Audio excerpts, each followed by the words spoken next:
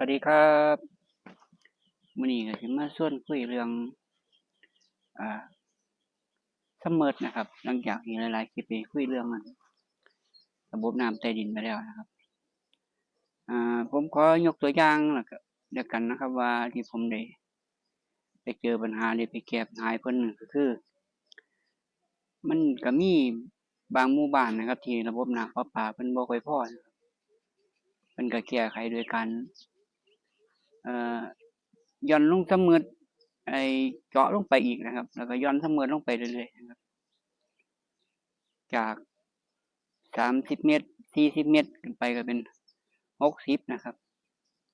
รู้สึกว่าที่เพิ่นสิเจาะเป็น70เมตรพุ่นน่ะมั้งครับแล้วเพิ่นก็หย่อนลงไป60เนาะนะครับผลก็คือมอเตอร์มันไหม้นะครับใช้ได้สักพักหนึ่งแล้วก็ไหม้หนักสุดก็คือหย่อนเปิดจวดนี่ไหม้เลยนะครับเพิ่นก็เลยให้แนะนำให้เพิ่นให้แนะนำกันให้มาหาช่างไปเบิ่งให้นะครับพวกผมไปก็คืออ่าไปแก้โดยการซื้อตัวใหม่นะครับอันดับแรกแต่ว่าการซื้อนี่ก็คือซื้อสเปกที่มันวัดได้สูงขึ้นนะครับให้มันมีแรงหลายขึ้นนะครับผลก็คือใช้ได้นะครับบ่มีปัญหานะครับจากตัวอย่างนี้นะครับก็เลยสิเป็นที่มาว่าการเลือกซัมเมอร์ให้มันสมดุลกันครับอ่าระดับน้ำใต้ดินนี่มันก็สำคัญนะครับบ่แม่นแต่เพียงแค่ว่ามันดันเลิกเกินไปจนมอเตอร์มันคือมันยิ่งลงลึกน้ำมันก็ระดับน้ำมันส่ำเก่าครับมันคือมันก็ต้องใส่แรงดันเพิ่มขึ้นอีกนะครับแต่ว่าปัญหาของบ่อนี่คือว่ามันดันลงไปแล้วแรงมันบ่ถึงแล้วมันก็เลยไหม้นะครับก็คล้ายๆกันกับมอเตอร์ทุกอย่างถ้าโหลดหนักก็คือมันก็ไหม้เนาะครับก็เลยว่านี่ก็เป็นอีกปัญหาหนึ่งนะครับส่วนมากที่เจออีกปัญหาหนึ่งที่เจอส่วนมากก็คือว่าเอ่อน้ำที่มันเติมลงบ่อบ่ทันนะครับก็คือไหลออกสักพักหนึ่งก็โจแล้วก็หยุดไป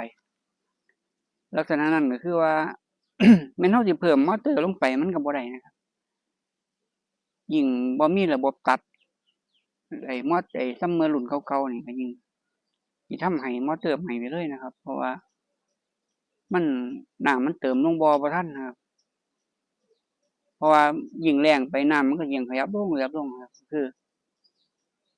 มันก็สิทำให้มอเตอร์ไหม้นะครับเพราะว่ามันสะสมความร้อนไว้ร้อนใน